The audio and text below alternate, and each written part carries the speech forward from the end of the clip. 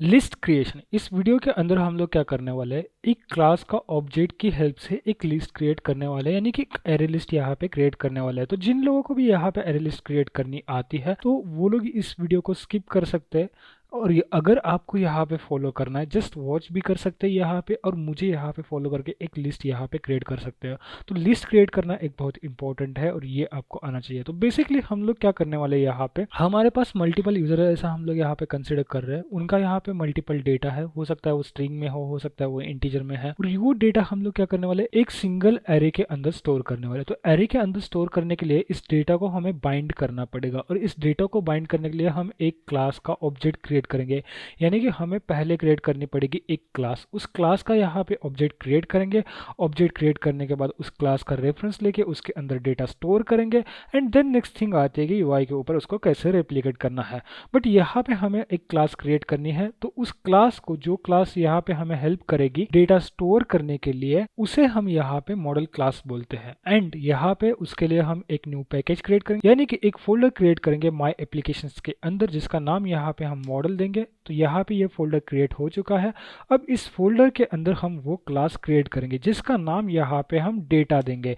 तो बेसिकली इस data class के अंदर हमारे कुछ वेरिएबल्स रहेंगे, जिसका गेटर एंड सेटर यहाँ पे रहेगा। गेटर सेटर यानी कि एनकैप्सुलेशन, जिसकी हेल्प से हम लोग यहाँ पे उसके अंदर के डेटा को सेट कर सकते हैं, उसके साथ ही यहाँ पे रिट्रीव कर सकते हैं। तो मैं यहाँ पे क्या करता हूँ, एक स्ट्रिंग वेरिएबल डिक्लेयर कर देता हूँ, एंड उस स्ट्रिंग वेरिएबल का नाम यहाँ पे आएगा नेम, सेकेंड आएगा एज। एज यहाँ पे हमारा इंटीजर रहेगा, तो हम यहाँ पे कंट्री दे देते हैं, एंड यहाँ पे इसको कंप्लीट कर लेते हैं। कंप्लीट करने के बाद यहाँ पे नीचे आएंगे, देन इंट डिक्लेयर करेंगे। इंट डिक्लेयर करने के बाद यहाँ पे हम इसको एज बोलेंगे।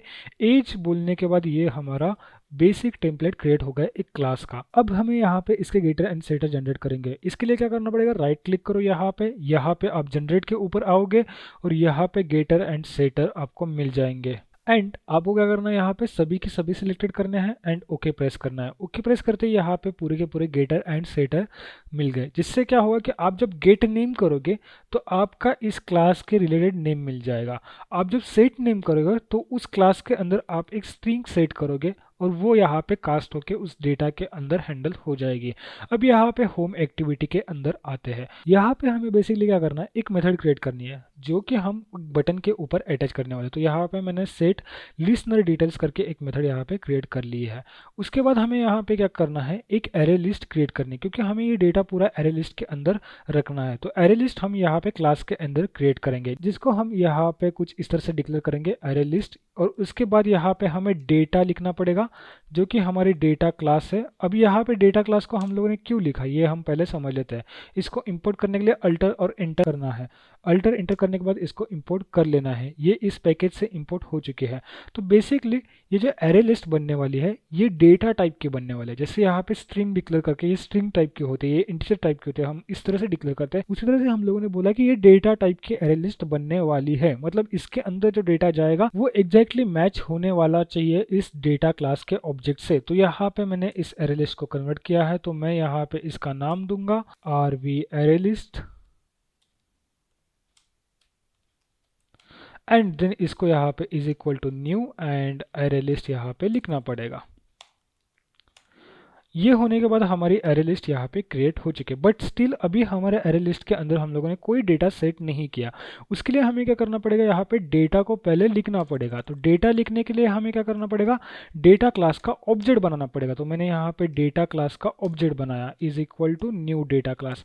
अब ये यहाँ पे इस क्लास का ऑब्जेक्ट बन के रेडी है। अब इस डेटा जो हम लोगों ने यहाँ पे बनाया है इसके अंदर का डेटा हमें सेट करना पड़ेगा। तो यहाँ पे डेटा डॉट मैं सेट करूँगा सेट नेम। अब यहाँ पे नेम यहाँ पे आएगा सैम, एंड देन यहाँ पे अगेन आऊँगा डेटा, एंड डेटा डॉट यहाँ पे एज आएगा। एज यहाँ पे बेसिकली इंटीजर है, तो हमें यहाँ पे इंटीजर नंबर प्रोवाइड करना पड़ेगा, और उसके साथ यहाँ पे सेट एज आएगी, गेट एज नहीं आएगी। और यहाँ पे मैं इसकी एज यहाँ पे 29 लिख देता हूँ, एंड देन यहाँ पे अगेन मैं डेटा लिख दूंगा, एंड देन यहाँ पे उसकी कंट्री सेट करनी पड़ेगी। सेट कंट्री के ऊपर आना है और यहाँ पे इसकी कंट्री असाइन करनी है। तो यूएसए बेसिकली एक कंट्री मैंने असाइन कर दी। तो बेसिकली ये डेटा क्लास के अंदर अब यहाँ पे ये क्लास का रेफरेंस बन चुका है। अब इस क्लास के अंदर ये डिटेल्स हम लोगों ने फिल कर लिए हैं। और अगर आप बस इतना लिख देते हो तो इसके अंदर का डेटा यहाँ पे क्या बन जाएगा, यहाँ पे बेसिकली वो डेटा बन जाएगा नल। अब यहाँ पे एरे लिस्ट के अंदर ये डेटा ऐड करना है, तो RV array list dot add करेंगे हम, और ऐड करने के बाद यहाँ पे हम डेटा को पास करेंगे। हम लोगों ने क्या पास किया, डेटा पास किया, मतलब ये जो ऑब्जेक्ट है ये ऑब्जेक्ट यहाँ पे पास किया, और ये ऑब्जेक्ट के वैल्यूज क्या है, ये वैल्यूज यहाँ पे प्रेजेंट है, और इस ऑब्जेक्ट को यहाँ पे इसके अंदर ऐड कर लिया। मतलब आरवी लिस्ट के अंदर अब एक एलिमेंट एडेड है और जिसका नाम यहाँ पे डेटा है और उसकी वैल्यूज कुछ इस तरह की है। अब यहाँ पे अगेन मैं इसको क्या करता हूँ, कंट्रोल सी से कॉपी कर लेता हूँ, यहाँ पे कंट्रोल वी से पेस्ट कर देता हूँ। अब यहाँ पे आपको एक रेड सिंबल दिखाई देगा क्योंकि ऑब्जेक्ट आपने ऑलरेडी क्रिएट कर लिया है और सेम ऑब्जेक्ट यहाँ पे प्रेजेंट है, ये यहाँ पे नहीं चलेगा, तो आपको यहाँ पे ऑब्जेक्ट का नाम बदलना पड़ेगा। तो मैं यहाँ पे डेटा वन बोल देता हूँ, तो डेटा वन जो है वो कुछ इस तरह का रहेगा। तो जो हमारा सेकेंड डेटा यहाँ पे जनरेट हुआ उसकी वैल्यू कुछ इस तरह से आ रही है, तो यहाँ पे मैं चेंज कर लेता हूँ। जो हमारी वैल्यूज हम लोगों ने यहाँ पे ली थी वो वैल्यू हम यहाँ पे ले लेते हैं, तो यहाँ पे गुप्ता सेट कर लेते हैं, एज यहाँ पे उसकी 19 सेट कर लेते हैं, एंड देन उसकी कंट्री यहाँ पे इंडिया सेट कर देते हैं। तो ये सेकेंड वैल्यू होगी। उसी तरह से आप यहाँ पे थर्ड वैल्यू भी क्रिएट कर सकते हो। यहाँ पे एक और थर्ड वैल्यू यहाँ पे क्रिएट कर लेते हैं और उसका नाम यहाँ पे 2 दे देते हैं। 2 देने के बाद यहाँ पे अगेन 2 करना पड़ेगा।